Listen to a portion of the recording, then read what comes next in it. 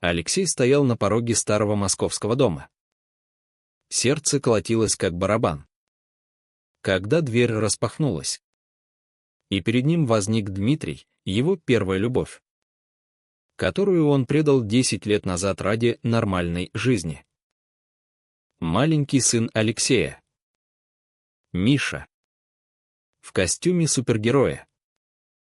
Радостно протянул корзинку за конфетами, не подозревая, что этот момент перевернет их мир вверх дном.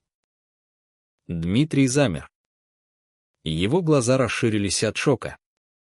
И в воздухе повисла тишина. Тяжелая, как осенний туман над Москвой с рекой. Алексей не планировал этого. Хэллоуин в Москве был скорее забавой для молодежи.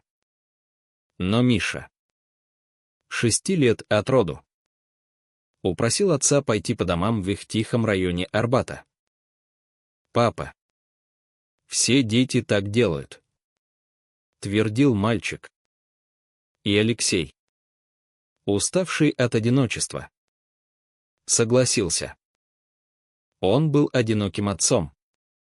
Геем в стране, где такие, как он, жили в тени.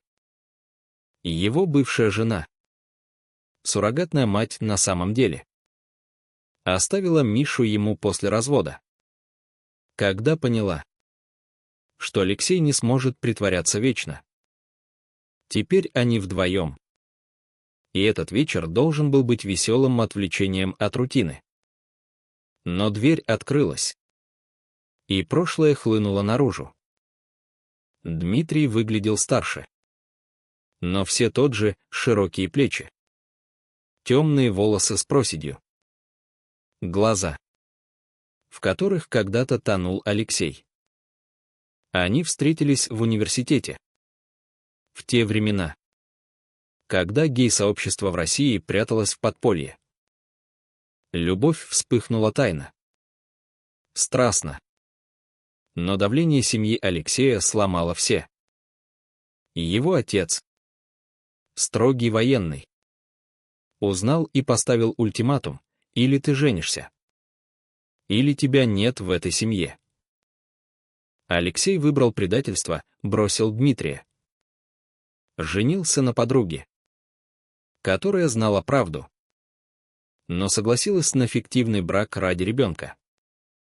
Теперь, стоя здесь, он чувствовал, как земля уходит из-под ног.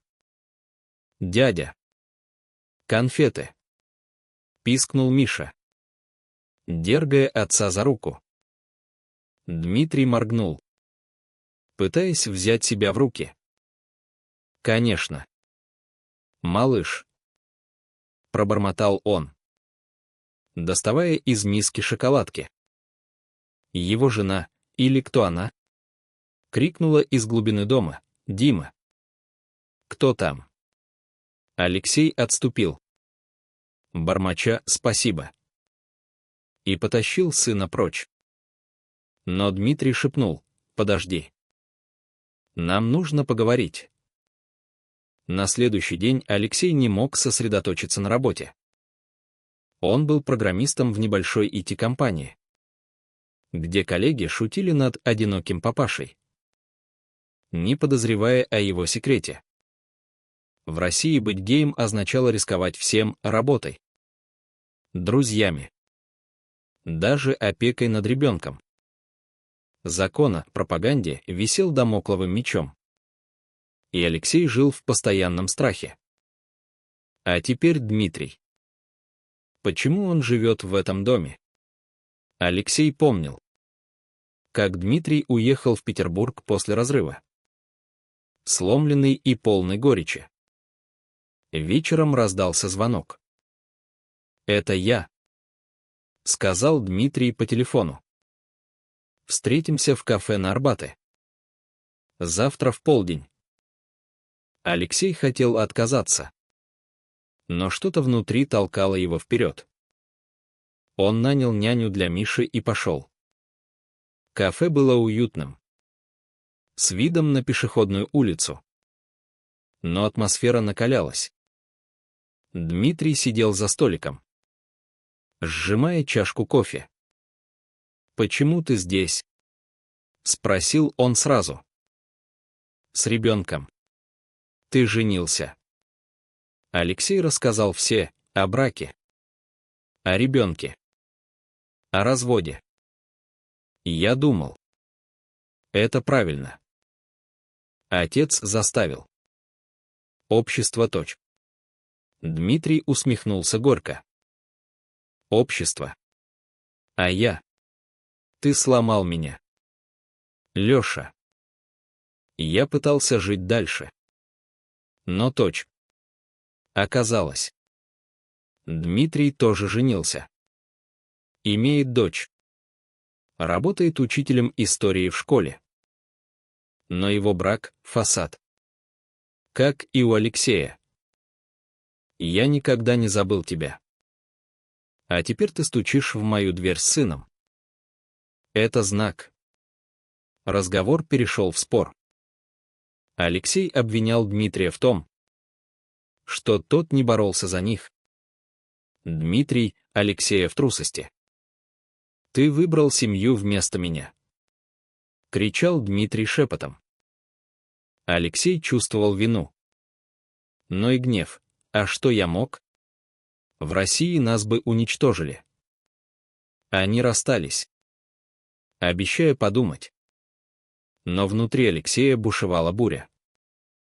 Он вернулся домой. Обнял Мишу. И подумал, что если я расскажу сыну правду? Но он слишком мал. Дни шли. И напряжение росло. Отец Алексея, пенсионер, звонил часто. Спрашивая о внучке, он хотел девочку. Но принял Мишу. Найди женщину. Сын. Мише нужна мать. Эти слова жгли. Алексей встречался с Дмитрием тайно. В парках. Кафе. Их разговоры становились глубже, раскрывая старые раны. Дмитрий признался, что думал о суициде после разрыва. «Ты был моей жизнью». Алексей плакал, вспоминая, как прятал письма от Дмитрия. Но общество не дремало. Коллега Алексея увидел их вместе и начал шептаться. «Ты с мужчиной». Странно. Алексей отрицал. Но страх нарастал. Он решил прервать встречи. «Это опасно для Миши», — сказал он Дмитрию. Тот разозлился. «Опять трусишь? Мы могли бы быть вместе». Расставание было болезненным, полным упреков. Однако судьба вмешалась. Миша заболел. Простуда. И Алексей отвез его в больницу. Там, в коридоре, он увидел Дмитрия с дочерью, у нее была аллергия. Их глаза встретились. И барьеры рухнули. «Помоги мне», — прошептал Алексей. «Я не могу один». Дмитрий кивнул. И они начали планировать. Но какой ценой? Алексей и Дмитрий начали встречаться чаще. Но осторожно. Они выбирали укромное место, тихие скверы в центре Москвы, где осенние листья шуршали под ногами, маскируя их шаги. Миша оставался с няней. А дочь Дмитрия, Катя, с бабушкой. «Мы не можем так жить вечно», — говорил Дмитрий, сжимая руку Алексея. Тот кивал. Но внутри боролся с демонами. В России гомофобия была нормой, новости о нападениях на ЛГБТ-активистов. Законы, запрещающие пропаганду. Алексей боялся потерять сына, суд мог отобрать опеку. И если узнают, Однажды отец Алексея приехал в гости. «Сын, ты выглядишь уставшим. Может, найдешь подругу?» Миша играл в комнате, а Алексей варил чай. «Папа, я справляюсь». Но старик настаивал: в наше время мужчины не растят детей одни. Это не по-русски. Эти слова ранили. Алексей вспомнил детство, строгий отец. Мать, молчащая о своих мечтах. Он сам прятал свою ориентацию с подросткового возраста, читая запрещенные книги под одеялом. Встреча с Дмитрием той ночью была эмоциональной. «Твой отец — тиран», — сказал Дмитрий. «Из-за таких, как он, мы страдаем». Они говорили о прошлом, о первой ночи в студенческой общаге, о поцелуях в парке под дождем. Но реальность врывалась. Жена Дмитрия, Анна, подозревала неладное. «Ты изменился». «Дима». «Кто она?» — спрашивала она. Дмитрий лгал. Но гилт нарастал. «Я предаю ее. Как ты предал меня». Конфликт разгорелся, когда Анна увидела сообщение на телефоне Дмитрия. «Кто этот Алексей?» Она устроила скандал. Дмитрий признался частично: старый друг. Но Анна не поверила. Наняла детектива. Тем временем Алексей столкнулся с проблемой на работе. Начальник вызвал его: слухи ходят. «Ты с мужчиной. У нас консервативная компания». Алексей отрицал, но почувствовал угрозу. «Если потеряю работу, как кормить Мишу?» Они решили бежать. «Уедем в Европу», — предложил Дмитрий. «Там примут нас». Но это значило оставить семьи. Дмитрий — дочь. Алексей — отца, который болел. Моральный выбор терзал. «Мы эгоисты?» — спрашивал Алексей. «Дети пострадают». Дмитрий спорил: «А мы? Сколько еще прятаться?» Их встречи становились напряженными, полными слез и объятий. В кульминации Анна конфронтит Дмитрия. «Ты гей. Как ты мог?» Она плакала, угрожая разводом и опекой над Катей. Дмитрий стоял на коленях: «Прости. Я люблю его». Анна ушла, забрав дочь. Дмитрий позвонил Алексею в панике: все рушится. Алексей приехал. Они обнялись. Но вина жгла. «Мы разрушаем жизни». На следующий день отец Алексея узнал от коллеги. «Сын, это правда. Ты извращенец». Алексей молчал. Потом взорвался: «Да. Папа, я гей. И люблю Дмитрия». Старик схватился за сердце. Упал. Скорая увезла его в больницу: инфаркт. Алексей сидел у постели, плача из-за меня. Миша спросил: «Папа, дедушка поправится?» Алексей обнял сына: «Да. Солнышко. Но все изменится». Дмитрий пришел в больницу. Поддержал. «Мы вместе пройдем это». Но общество давило. Соседи шептались. Мишу дразнили в садике. Алексей решил бороться: «Расскажу Мише правду». За ужином: «Сынок, папа любит мужчин. — как дядя Дима».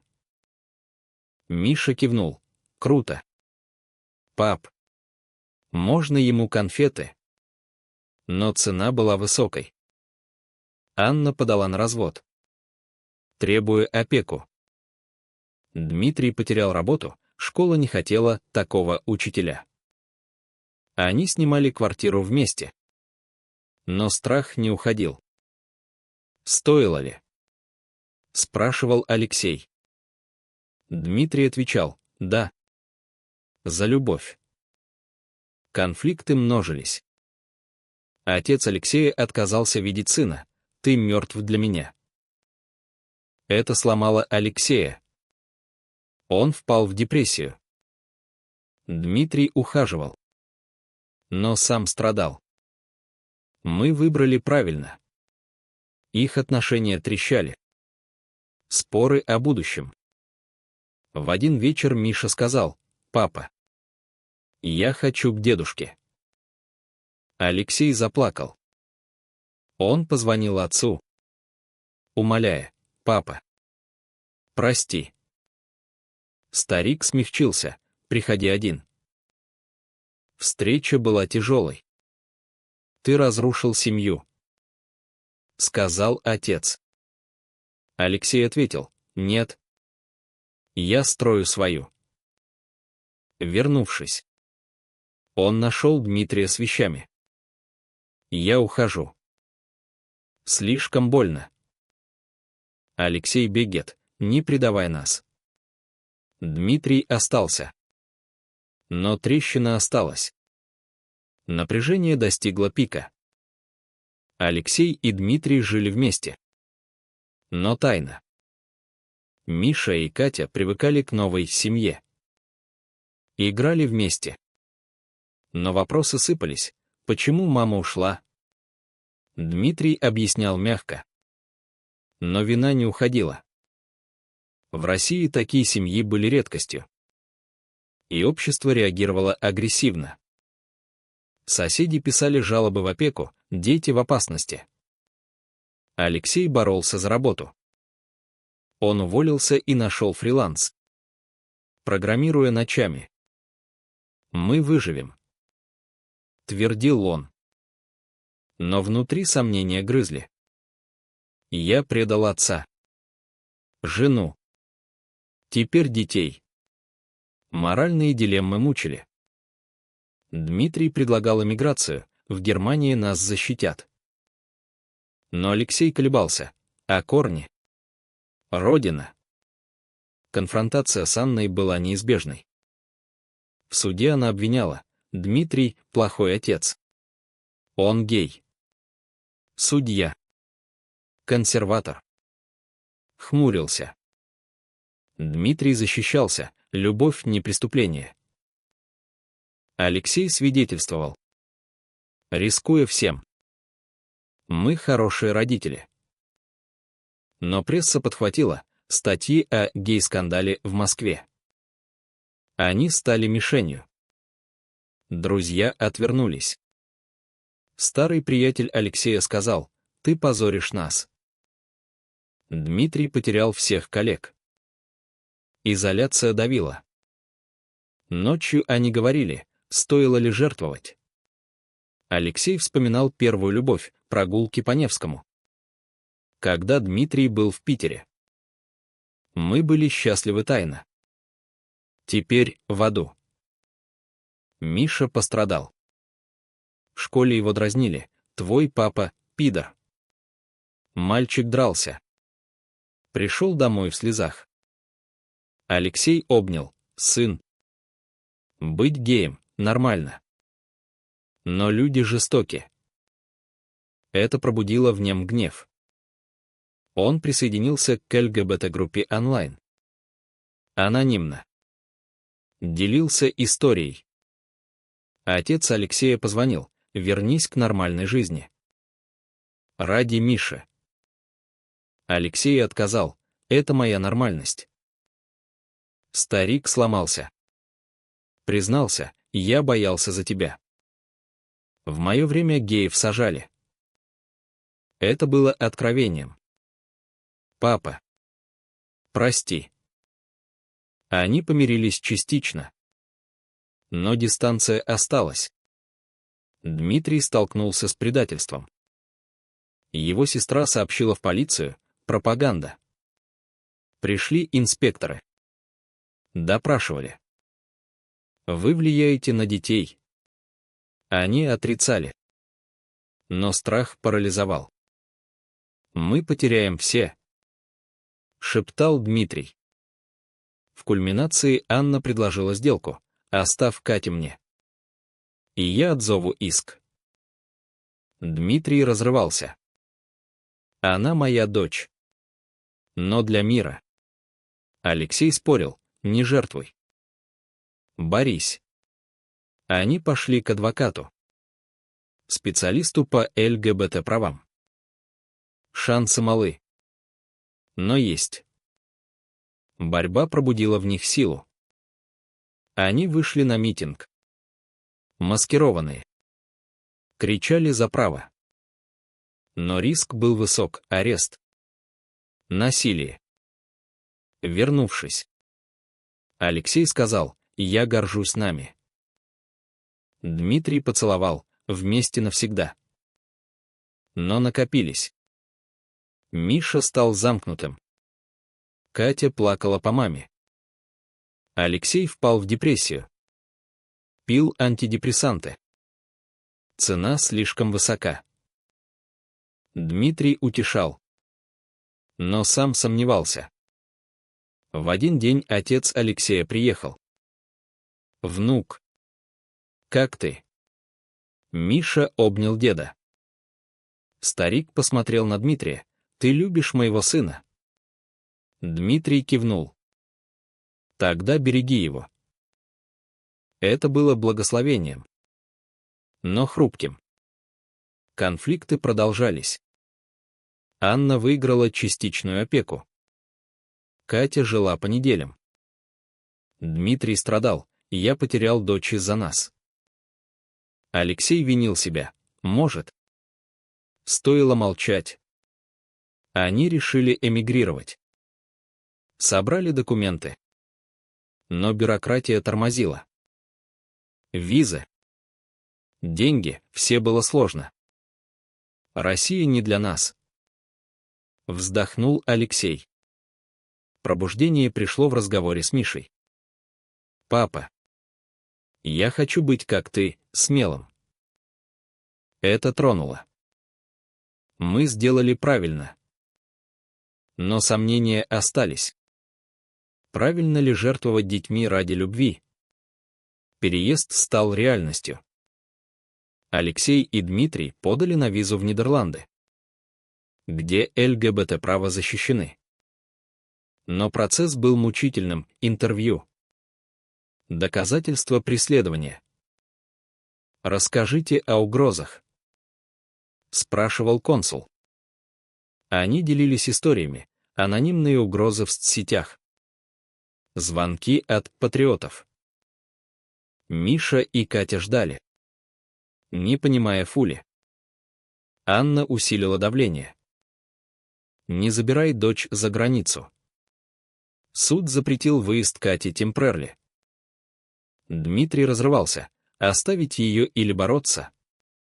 Моральный выбор: любовь vs. отцовство. «Я не могу без нее», — плакал он.